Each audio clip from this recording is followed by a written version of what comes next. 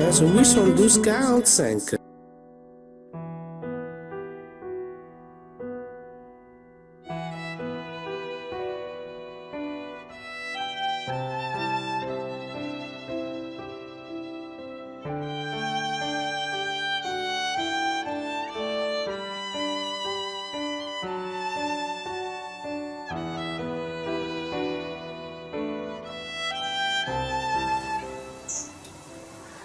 dia famiaravantsika rehetrarehetra manaraka tsy tapaka ny fandarana anytokantrano any.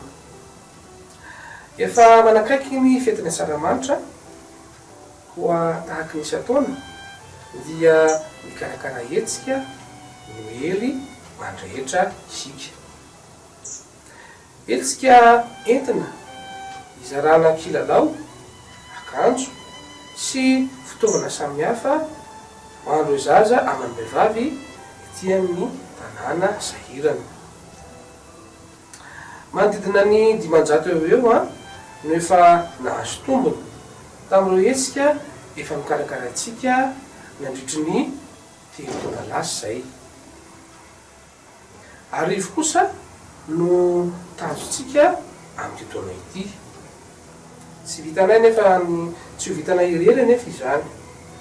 Ko dia manainga atsika rehetrarehetra any tokantrano any mba hifametanana aminay tokony andraikitra.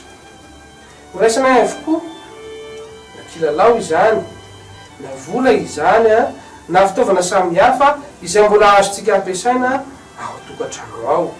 Ento ary atero eny amin'ireo ivitoerana EGM samihafa izay akaiky atsika. Ny eto Antananarivo dia ho hitatsika eny amin'ny 17 hektara, eny amin'ny Ambatondrakanga ary Anjanahary. Ny any amin'ny faritany kosa dia ho hitatsika ao Toamasina, ao Antsirabe ary any Mahajanga. Koa misaotra antsika rehetrarehetra amin'ny fandraisantsika anjara ny fitimana tsy mba hetra. Misaotra antsika toa.